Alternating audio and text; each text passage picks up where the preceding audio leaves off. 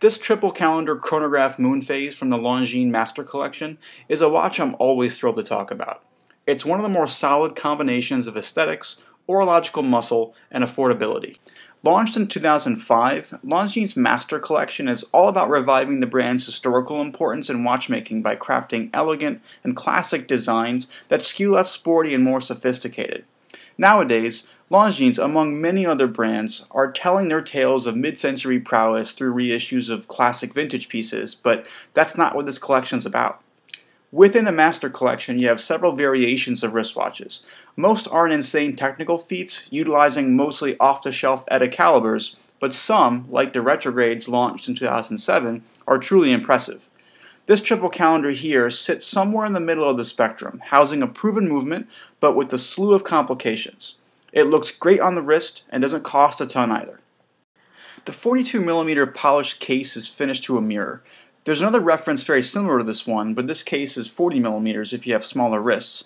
I have 6 3/4-inch wrists, and so I opted for the 42mm because I preferred the more modern sizing. The 40 just felt a little small to me. Lug to lug, this one here measures 49mm and it's 14.5mm thick.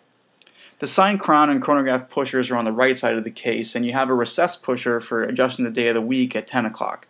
With this watch, Longines provides a steel key that you can use to adjust the calendar, but a paperclip or a ballpoint pen will work fine if you're in a pinch.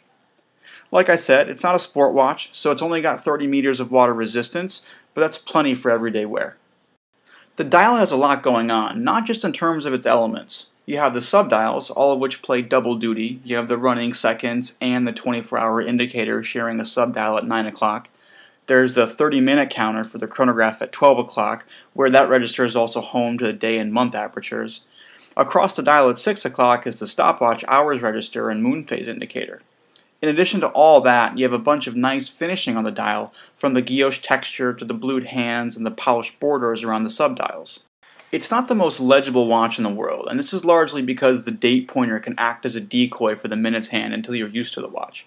Even still, telling the time is alright, and the dial is really beautiful. It's not the type of watch you wear to ensure you know the time with the slightest glance. This watch isn't about practicality. The Moonphase is a telltale sign of that. It's about showing off your passion for mechanical watches, and its anachronism only strengthens that display.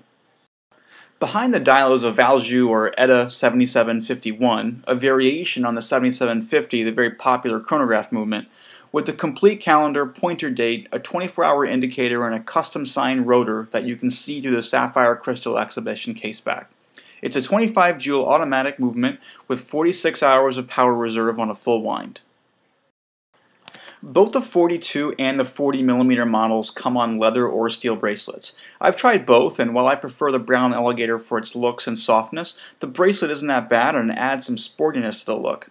It's not a dress watch by any means, if the busy dial and the contrast stitching on the strap were any indication, but it still holds its own on nicer occasions and looks better with the suit than it does with jeans and a t-shirt. It feels at home on the wrist with an alligator strap that breaks in nicely after a wear or two. It's sized for more of a contemporary wrist at 42mm and will slip under most shirt cuffs, although the 7751 is not a thin movement. The lug width on the 42mm model is 21mm, which is a bit of an odd size for aftermarket straps, but they're out there. This watch comes in at $3,350 on a bracelet or $100 less on the alligator strap. At this price, you have a few options. The Longines Ferro comes to mind as a comparably priced German alternative, but I can't personally speak to that particular watch. I use the term whole watch a lot, and this is the watch that coined it for me. It's a healthy combination of all the ingredients that add up to something greater than the sum of its parts.